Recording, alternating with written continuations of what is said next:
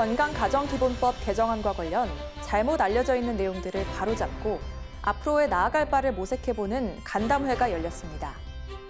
처벌이 아닌 회복에 초점을 맞춰 학교 폭력을 해결하고자 하는 회복적 정의에 대해 알아봅니다. 성경 전체 흐름의 맥을 짚어 성경 통독을 돕는 성경 입문서가 출간됐습니다. 일본 CGN-TV 법인화 소식 전해드립니다. 전 세계 교회 소식을 전해드리는 월드리포트입니다.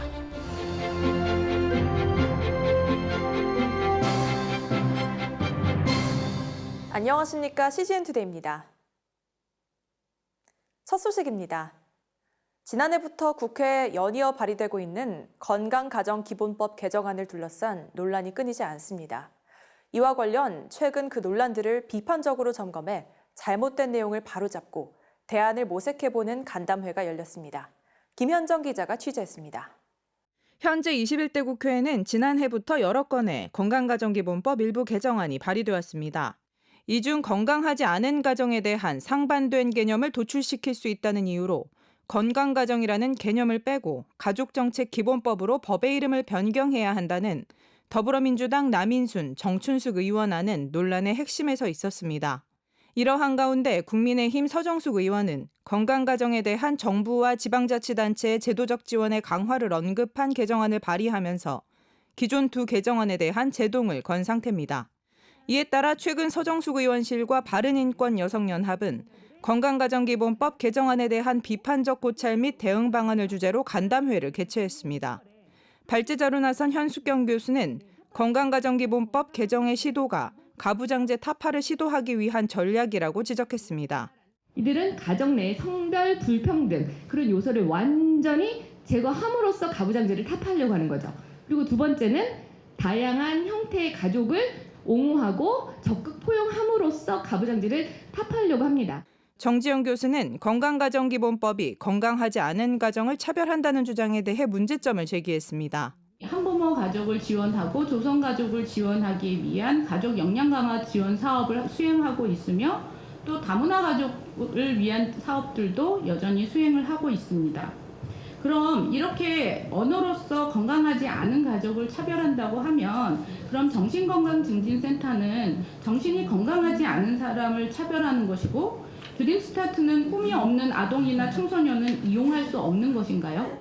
가족정책의 확대를 위해서 법의 이름이 가족정책기본법으로 바뀌어야 한다는 지적에 대해서도 이의를 제기했습니다. 법령만 바꾸고 그 안에 가족의 개념도 없으며 대국민을 대상으로 하는 서비스의 개선도 없는 변명이 굳이 개정되어서 어떤 효과가 있는지 알 수가 없기 때문입니다. 경제적으로나 정책적으로 소모성 기간을 가지는 것보다는 어떻게 하면 법 안의 내용을 담아서 국민을 위한 서비스를 잘할 것인가를 노력하는 것이 필요하다고 생각을 합니다. 이에 따라 여성가족부에서 가족 관련 정책을 보건복지부로 이관시켜야 한다는 주장도 대두됐습니다. 건강가정기본법은 가정을 보호하기 위한 법이지 여성의 권익 신장을 위한 법이 아니라는 겁니다. 여성에서 가족을 빼고 그리고 2001년도 당시 신설될 때 명칭이 여성부였습니다. 그러니까 그들이 그냥 여성부로 돌아가고 가족 관련된 정책은 보건복지부를 다 이관하고 그렇게 하는 것이 진짜 가정을 살리는 길이라고 저는 생각을 합니다. CGN-투데이 김현정입니다. 2020 학교폭력 실태조사에 따르면 코로나 이후 비대면 수업이 증가한 상황 가운데서도 학교폭력은 지속되고 있는 것으로 나타났는데요. 이러한 학교폭력 문제 해결 방식에 있어 회복적 정의가 주목을 받고 있습니다. 조준화 기자입니다.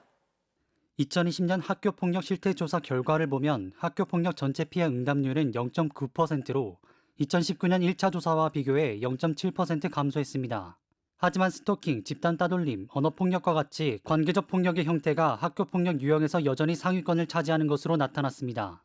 특히 사이버 폭력의 경우 다른 피해 유형 대비 그 비중이 전년도보다 3.4% 증가하며 사이버상에서의 학교폭력 피해도 큰 상황입니다. 전자기기로 오랫동안 사용하고 그러다 그걸로 이제 수업도 받고 하다 보니까 쉽게 이제 카톡이나 텔레그램이나 이런 것들을 통해서 자기들만의 사이버 공간들을 만들고 그 안에서 또 가피의 어떤 상황들이 벌어지는 그런 사이버 폭력이 굉장히 많이 늘어났고요. 그래서 학교 폭력이 전반적으로 줄었다 있다라고 보기보다는 그 형태가 좀 달라지고 있다. 학교폭력 예방 및 대책에 관한 법률, 일명 학폭법과 같은 법률 등을 통해 학교폭력 문제를 예방하고 해결하기 위한 노력이 이어졌지만 한계와 문제점이 여전히 남아있는 상황입니다. 가해행위를 구체화하고 처벌을 강화하는 등 가해자 처벌에 치중된 문제 해결 방식은 피해자들을 소외시키고 가해자들이 오히려 자신을 피해자화시키는 등의 문제점을 발생시켰습니다. 이러한 응보적 정의보단 피해자의 피해 회복에 집중하는 회복적 정의의 필요에 대한 목소리가 높아지고 있습니다. 가해자 처벌을 원합니다. 처벌해 주세요라고 이야기하죠. 물론 액면 그대로 그 상대가 나에게 잘못을 했기 때문에 상대가 거기에 합당한 응징을 받기를 원합니다. 그 의미도 분명히 있습니다. 하지만 그거보다 경우에 따라서 더 크게 어떤 게 필요하냐. 상대로부터 나는 진정 어린 사과를 받고 싶다. 이 밖에도 피해자 회복의 관점에서 처벌이 의미하는 바는 피해자 본인과 가족이 받는 정신적, 물질적 피해에 대해 가해자가 인지하는 것도 포함됐습니다. 피해자의 회복을 위한 이러한 필요들은 가해자가 충족시켜줄 수 있으며 가해자 응징은 가해자에게 오히려 이러한 필요를 책임지지 않아도 된다는 면죄부를 줄 수 있습니다. 우리는 누가 그랬어요? 라는 질문보다는 누가 피해자인가?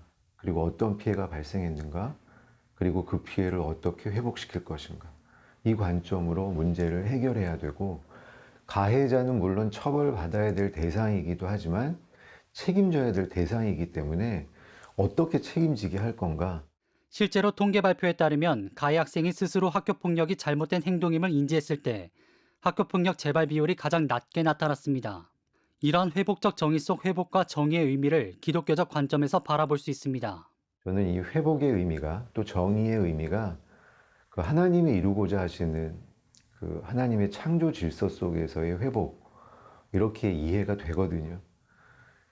그러다 보니까 뭐 샬롬의 개념이나 희년의 개념하고도 맞닿아 있다.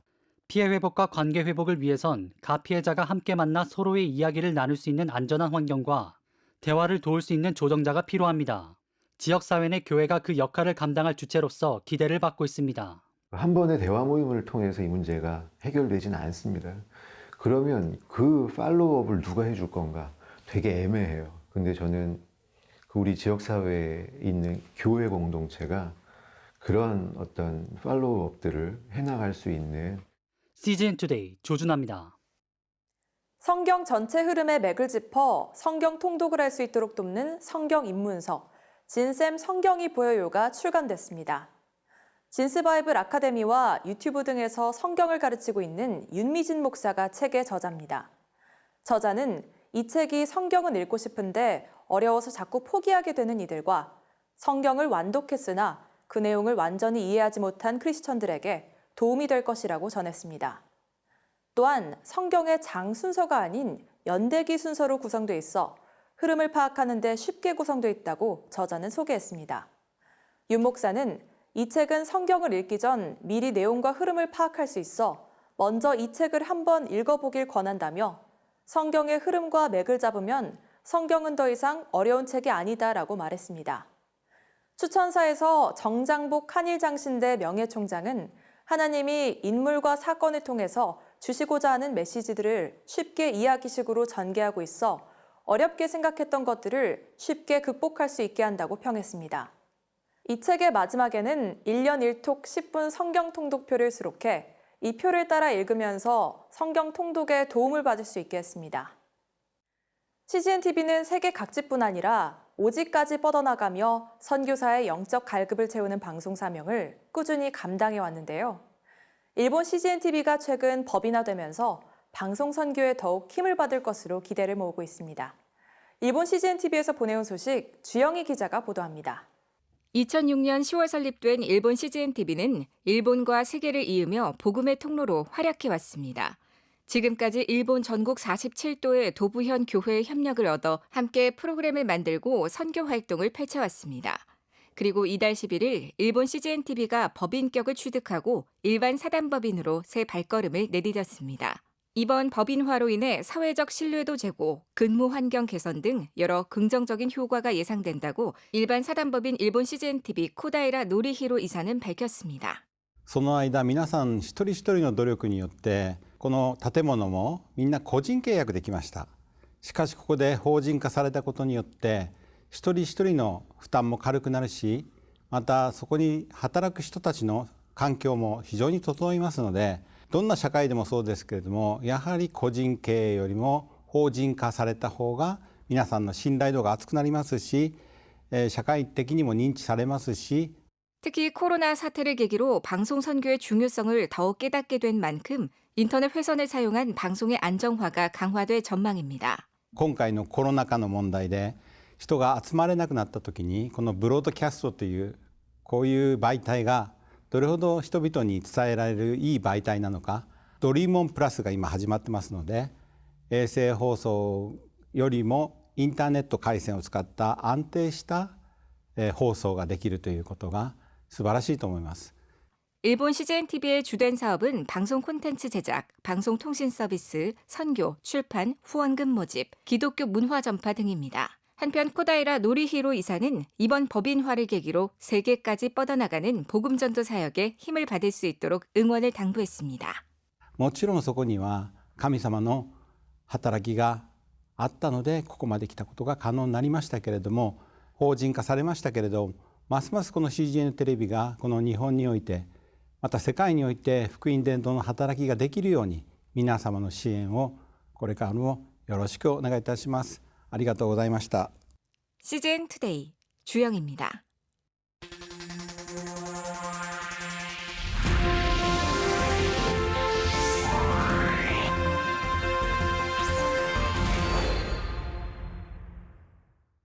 전 세계 교회 소식을 전해드리는 월드리포트입니다. 유엔이 예멘에 대기근이 발생할 것이라고 경고했습니다. 예멘에선 현재 7년째 내전이 이어지고 있는데요. 최근엔 후티 반군의 공격 수위가 높아지면서 난민 수만 명이 발생했습니다. 난민들은 계속되는 교전과 공습으로 식량과 식수 등 기본 생필품을 지원받지 못하고 있으며 현재 40만 명의 어린이가 기아의 위험에 처한 것으로 추정됩니다. 세계 식량 계획은 100만 명의 어린이가 다음 달이면 기아에 처할 것이라고 예측했습니다. 최근 예멘에 방문한 세계 식량 계획의 데이비드 비즐리 사무총장은 재앙이 일어났다고 표현했습니다. George, it really is catastrophic. I mean, 6 years of war just destroying the innocent victims of this conflict. And that's what we're looking at. It was just atrocious. It's hard to believe that that's happening in the modern world today. 전문가들은 예멘에 닥칠 대기근이 전쟁으로 인한 인재라고 입을 모읍니다. Well, it's man-made because it's nothing but men fighting. It's not a natural disaster. It's nothing but conflict in the worst way possible. And so after 6 years of war, we now have, this is a nation of 29, 30 million people. 16 million people don't know where the next meal is coming from. We feed about 13 million, and out of that, 5 million of them are knocking on the door of famine. Literally don't know if they're going to survive. We need about $160 million per month just to avoid famine. And we're running out of funds and we're running out of fuel. 비즐리 사무총장은 전쟁을 끝내면 기아를 끝낼 수 있다고 확언하면서도 이웃사랑이란 또 다른 해결책이 있다고 말했습니다. Well, we're in about 80-something countries, and 80% of our $8 to $9 billion budget is spent in man-made conflict. That's 80% of our expenditures. If we can end the wars, we can end hunger around the world. There's no doubt about it in my mind. So when you begin to look at what's happened in the last few years, we had 80 million people 4 years ago marching to the brink of starvation. Pre-COVID, that number had gone from 80 to 135. Post-COVID, that number is now 270 million. But the jump was based upon man-made conflict. And now compounded with COVID, you really have a hunger pandemic, famines of potential biblical proportions as we're facing right now in places like Yemen. And if we don't do something about it, you're going to have at least one of three things. You'll have famine, starvation. 2, you'll have destabilization of nations. 3, you'll have mass migration. And we have a simple solution. We have a cure for starvation. It's called food. When Jesus said, when you didn't do it to the least of me, these you didn't do it to me, I never really appreciated the breadth of what that meant in terms of loving your neighbor until I traveled from country to country to country and seeing the children, the image of God. It's heartbreaking to see this happening when it's primarily man-made, and we have a solution. And so, with the wealth that we have, with all the successes of businesses and men and women around the world, you know, we got to love our neighbor, and this is the time now to show that faith. No matter where you are, you can make a difference in the world today. 지금까지 CBN과 함께하는 월드리포트였습니다. 오늘의 단신입니다. 한국기독교교회협의회 화해통일위원회가 최근 2021년 부활절 남북 공동기도문 남측 초안을 작성 발표했습니다. 기도문 초안에는 분단 76년을 기리며 전쟁 종식과 평화협정을 염원하는 내용이 담겼으나 한일 간지 보도에 따르면 지난 26일 북측 개신교계가 남북 공동으로 기도문을 발표하는 일에 거부 의사를 밝힌 것으로 전해졌습니다. 미국 장로교 PCUSA의 서기 허버트 넬슨 목사가 최근 애틀랜타 총격 사건에 대한 성명서를 발표했습니다. 넬슨 목사는 성명에서 이번 사건은 미국 장로교의 다양성과 포용성의 기초에 반한다며 모든 장로교인들이 증오와 폭력에 맞서 싸우며 그리스도의 사랑과 정의를 위해 나서도록 촉구한다고 밝혔습니다.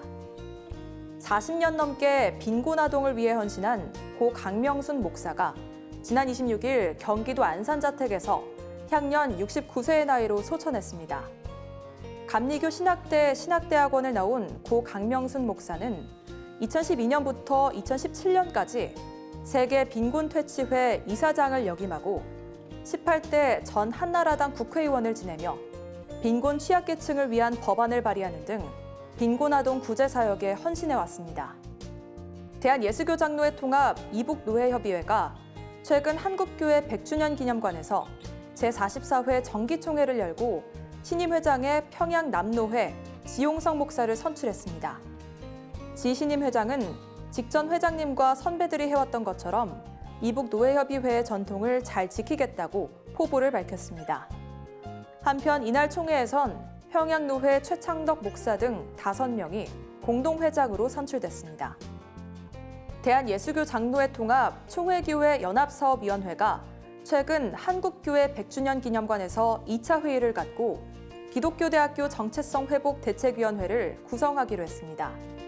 위원장에는 부총회장 류영무 목사가 선임됐으며 류 목사는 기독교대학의 정체성이 흔들리면서 한국교회가 낳은 큰 자산을 잃고 있다며 기독대학 정체성 회복을 위한 백서라도 제작해 한국교회 역사로 바로 남겨야 한다고 강조했습니다.